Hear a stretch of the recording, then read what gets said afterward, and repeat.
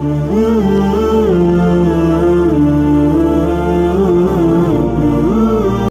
पाक फरमाती हैं, ओ मेरे नबी के गुलामों, मैंने ये रंग भी देखा है कि हुजूर ने इतना खड़े रहे, इतना क़याम किया, इतना क़याम किया कि मुकद्दस पैरों में वरम आ गए, सूज गए पैर।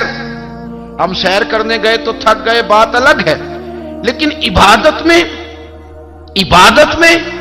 ये भी तो मुस्लिम शरीफ है ना, ये भी तो दीन है ना, ये भी तो हुजूर की सुन्नत है, ये भी तो वो चीज है जो करीम की आंखों की ठंडक है।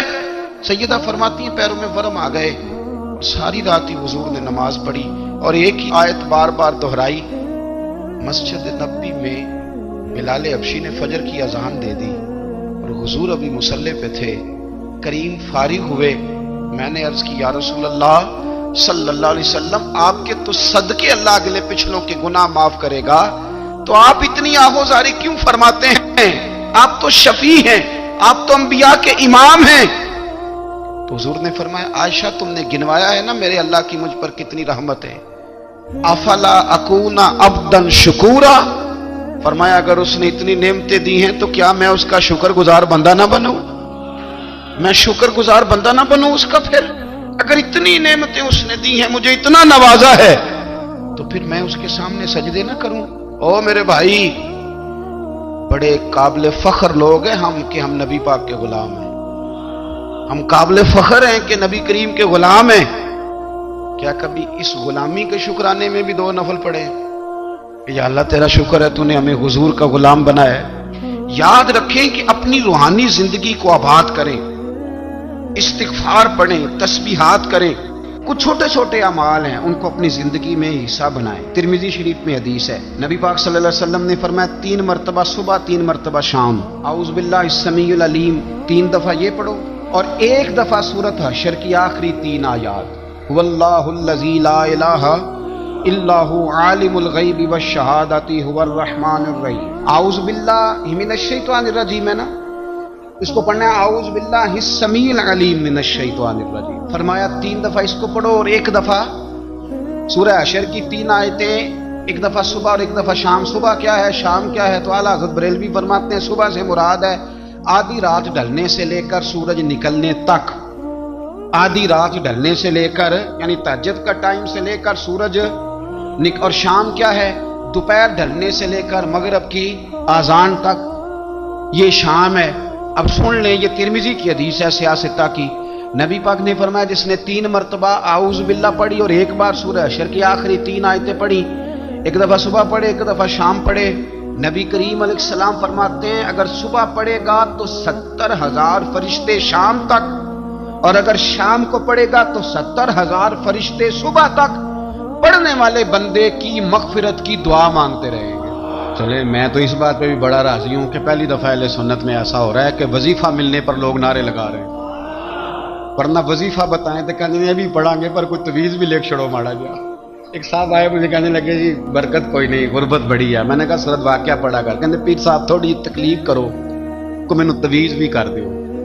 मैंने उनसे कहा खुदा के बंदे, मैं तवीज दूंगा, पता नहीं काम बनेगा नहीं बनेगा, सूरत वाक़िया पढ़। ये वो तवीज है जो मदीने वाले रसूल ने अता फरमाया है कि सूरत वाक़िया पढ़ो, तुम्हें कभी फाका नहीं आएगा। तो वज़ाइफ पढ़ें, इबादत करें, तैयारी करें, कुछ नेक आमाल बचाएं ऐसे जिनका हमें पता हो, जो हमारे रब को पता हो। हजरत अब्दुल्ला इब्न उमर रज़ी अल्लाह ताला अन्हु, हजरत उमर के साहिबजादे, मक्का मुकरमा में उनकी कब्र है। मैंने जब उन्हें पढ़ा तो मुझे उनसे बड़ा प्यार हो गया, लेकिन आपको पता है वहां जाके किसी शख्स का मज़ार तलाश करना या पूछना एक मुश्किल काम होता है। तो एक दफा मैं मक्का शरीफ में हाजिर था, तो एक गाड़ी वाला ड्राइवर मुझे कहने लगा कि मौलाना मैं आपको जानता हूँ, मुझे आपसे मोहब्बत है, एक बात बताऊँ आपको। मैंने कहा बताओ। कहने लगे हज़रत अब्दुल्ला इब्न उमर की कब्र देखनी है। मैंने कहा ये तू नहीं कह रहा, ये किसी ने बंदोबस्त कराया है, ये अल्लाह ने तेरे दिल में बात डाली है, ये हो गया तू ले चल मुझे। हजरत अब्दुल्ला इब्न उमर को नबी पाक ने फरमाया था राजुलुन सालिह, ये नेक बंदा है, ये मुत्तकी आदमी, حضرت عبداللہ ابن عمر رضی اللہ تعالیٰ عنہ سیدنا فاروق اعظم رضی اللہ تعالیٰ عنہ کے صاحبزادے ہیں، اور ان کی ہمشیرہ سیدہ حفصہ رضی اللہ تعالیٰ عنہ حضور کی زوجہ محترمہ ہے۔ ایک دن اپنی ہمشیرہ سے کہنے لگے کہ نبی کریم صلی اللہ تعالیٰ علیہ وسلم گھر میں آئے نا، اور اگر حضور غم امت میں پریشان نہ ہوں، طبیعت کو حشاش بشاش دیکھو، تو ذرا پوچھنا تو صحیح حضور کا میرے بارے میں کیا خیال، پوچھنا تو صحیح کہ کریم کی بارگاہ میں میرا کیا مقام ہے، میرے بارے میں حضور کیا فرماتے ہیں۔ اب بہن کو کام بتائے، اور بتائے بھی بھائی، اور پھر بہن وہ کام نہ کرے، یہ تاریخ میں ہوتا نہیں۔ حضرت عمر فاروق رضی اللہ تعالیٰ عنہ کی صاحبزادی ام المومنین رضی اللہ تعالیٰ عنہ فرماتی ہیں کہ میں تو بس منتظر تھی، انہوں نے تو کہا تھا نا کہ اگر تم حشاش بشاش دیکھو تو بات کرنا، لیکن حضور تشریف لائے، میری باری تھی، میرے گھر تشریف لائے، کھانا پیش کیا تو فوراً میں نے عرض کی حضور ایک بات پوچھنی تھی۔ حضور نے فرمایا پوچھئے۔ میں نے عرض کی حضور میرے بھائی عبداللہ ابن عمر کے بارے میں آپ کا کیا خیال ہے؟ نوجوانوں میری بات پہ غور کرنا، میرے بھائی کے بارے میں آپ کا کیا خیال ہے؟ تو نبی کریم صلی اللہ تعالی علیہ وآلہ وسلم نے میری طرف دیکھا، اور پھر حضور زیر لب تھوڑا مسکرائے، اور بریلی کے امام کہتے ہیں کہ حضور مسکرا دیتے تھے نا تو جو بڑا دکھی ہوتا تھا وہ بھی ہنس پڑتا تھا۔ اب سوال پیدا ہوتا تھا کہ پھر تو اس مسکراہٹ کے لیے انتظار کرنا پڑتا ہوگا کئی مہینے کہ حضور مسکرائیں تو رونے والے ہنسیں، تو اعلیٰ حضرت فرماتے نہیں، انتظار نہیں کرنا پڑتا، یہ مسکراتے رہنا تو حضور کی عادت ہے۔ جس کی تسکین سے روتے ہوئے ہنس پڑے، اس تبسم کی عادت پہ لاکھوں سلام۔ یعنی یہ تو عادت ہے حضور کی مسکراتے رہنا، اس کے لیے انتظار نہیں کرنا پڑتا۔ بھائیو آپ خیال رکھیں گے، غور کریں گے، حضرت عبداللہ ابن عمر رضی اللہ تعالیٰ عنہ کے بارے میں پوچھا تو سیدہ فرماتی ہیں کہ نبی کریم صلی اللہ تعالیٰ علیہ وسلم نہ زیر لب مسکرائے اور فرمایا حفصہ تیرا بھائی ہے تو اچھا، لیکن میں نے سنا ہے کہ عشاء کی نماز پڑھتا ہے تو فجر تک سویا ہی رہتا ہے۔ او نوجوانوں، 10 بجے تک سونے کی بات نہیں ہوئی، 9 بجے تک سونے کی بات نہیں ہوئی، 11 بجے اٹھنے کی بات نہیں۔ حضور فرمانے لگے میں نے سنا ہے کہ عشاء کی نماز پڑھ کے سو جاتا ہے اور فجر تک سویا ہی رہتا ہے، اسے چاہیے کہ تہجد کے وقت اٹھا کرے، اللہ کی بارگاہ میں حاضر ہوا کرے، آہوزاری کرے، سجدے کرے، عبادت کرے، اٹھتا ہے اور فجر میں جا کے اٹھتا ہے۔ حضرت جناب حفصہ رضی اللہ تعالیٰ عنہ کہتی ہے میں نے جناب عبداللہ ابن عمر کو پیغام دیا اور میں نے کہا میرے جوان بھائی سن، نبی پاک نے فرمایا ہے تو اچھا پر تہجد میں نہیں اٹھتا، نفل نہیں پڑھتا۔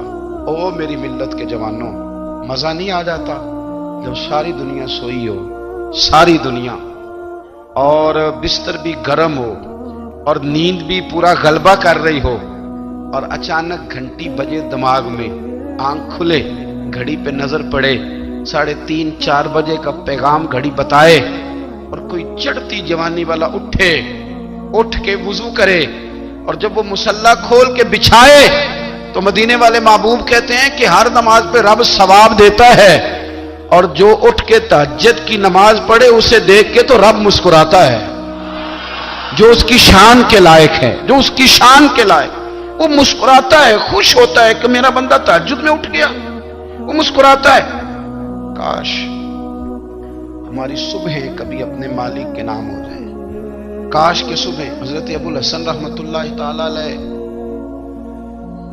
حضرت معاذ ابن جبل رضی اللہ تعالیٰ عنہ کے پاس بیٹھا کرتے تھے، فرماتے ہیں ان سے جو پیار بڑھا تو پھر میرا مصلی سے بھی بڑھ گیا۔ تابعی ہیں، فرماتے ہیں صحابی رسول سے محبت ہوئی تو ذکر سے بھی ہو گئی، پھر درود شریف سے بھی ہو گئی، محبت ان سے بڑھی تو پھر اللہ نے مسجد کا پیار بھی بڑھا دیا۔ آپ فرماتے ہیں کہ میری ہر وقت طبیعت چاہتی تھی کہ بس اللہ اللہ کروں، بس اللہ اللہ کروں، بس نہ میں ذرا تھوڑی جان چھڑاؤں لوگوں سے، کوئی 10 منٹ ملے تو میں کچھ 4 نفل پڑھ لوں، میں تھوڑا سا نہ بچوں لوگوں سے، اور مجھے تسبیح ملے تو میں نہ کچھ 400-500 دفعہ استغفار پڑھوں، سبحان اللہ، الحمدللہ، اللہ اکبر، لا حول ولا قوت الا باللہ، میں نہ تسبیحات پڑھوں۔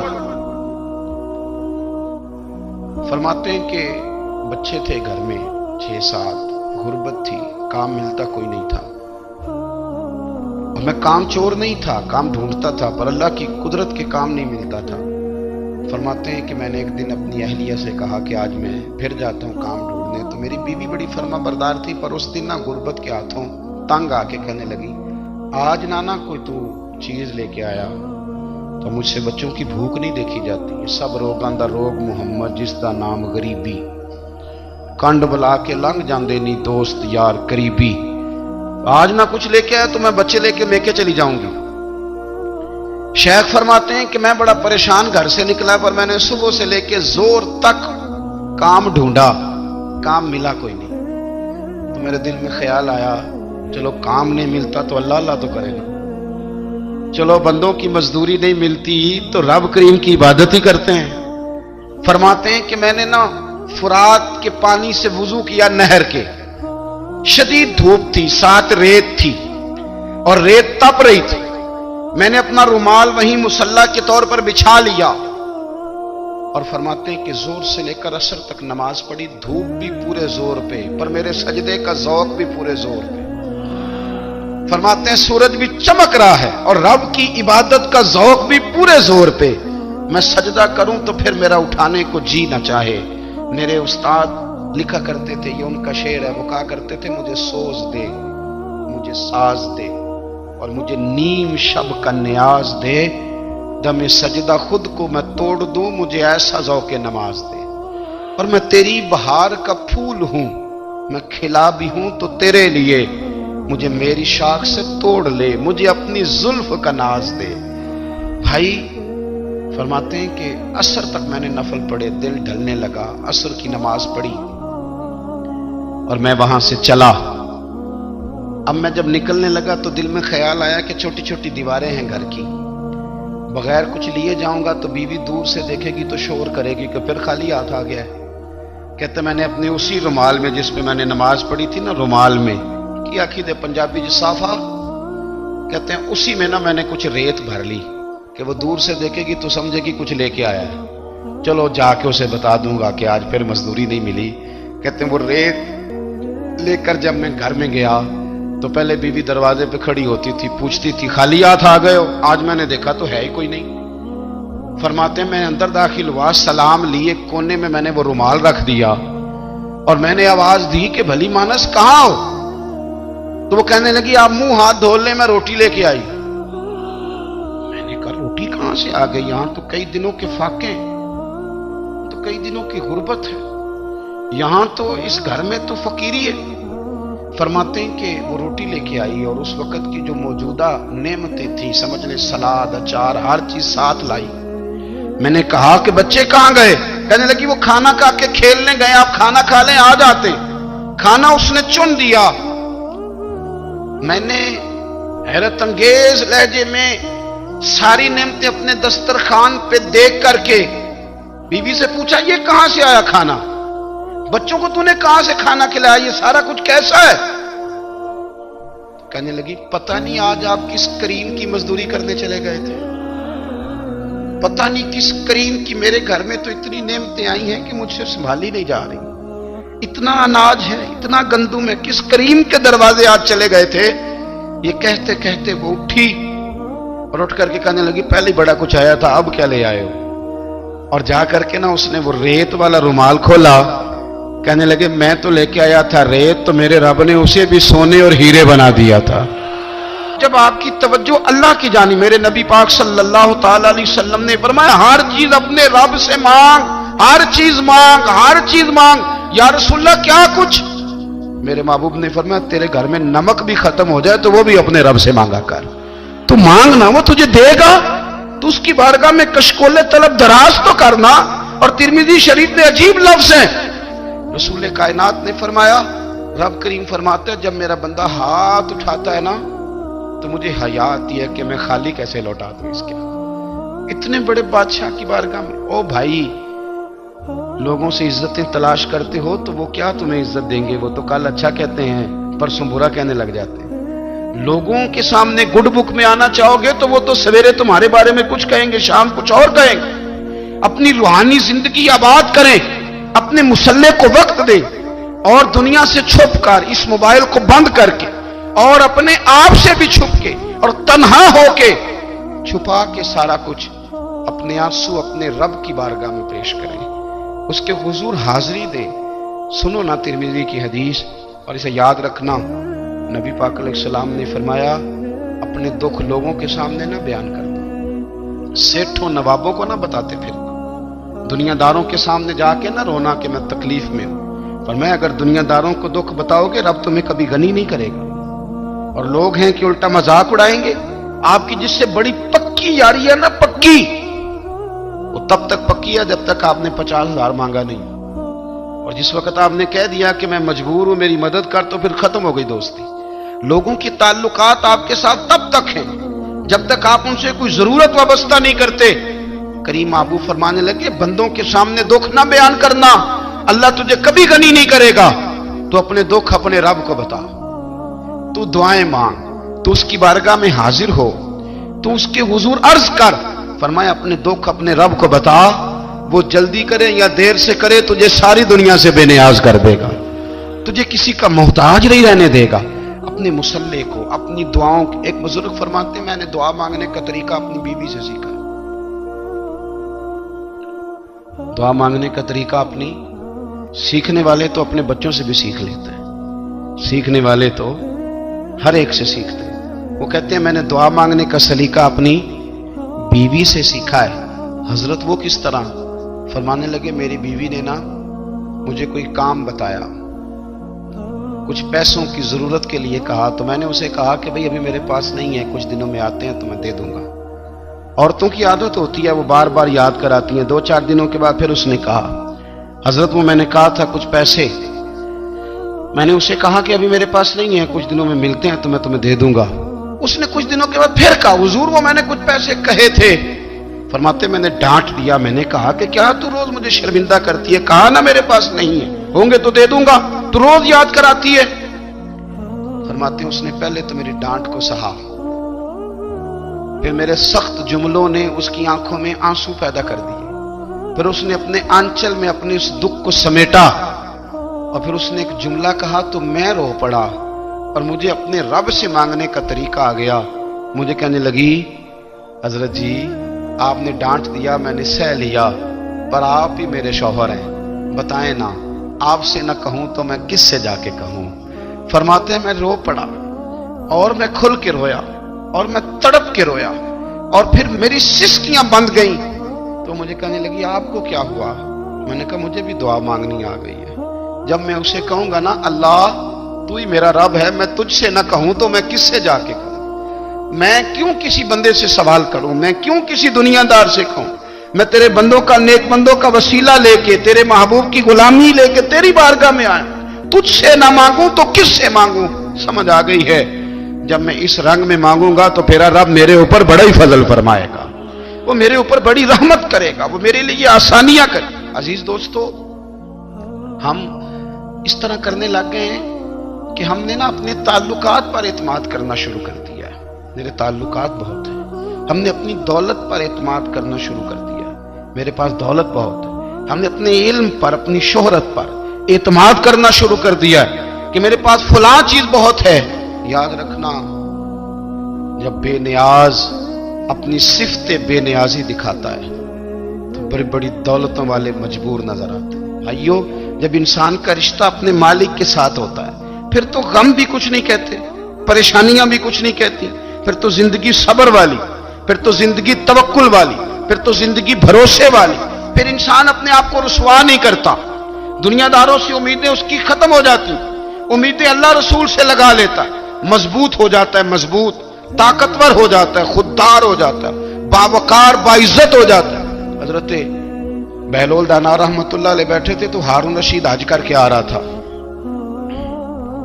تو رستے میں حضرت شیخ سے ملاقات ہو گئی تو السلام علیکم کے بعد کہنے لگا حضور کوئی حکم ہو تو بتائیے گا۔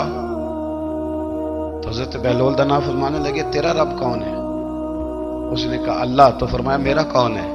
کہا اللہ۔ فرمانے لگے تو بڑا ہی بیوقوف ہے، کیا تو یہ سمجھتا ہے کہ رب ہارون رشید کو تو دے گا اور بہلول دانا کو بھول جائے گا؟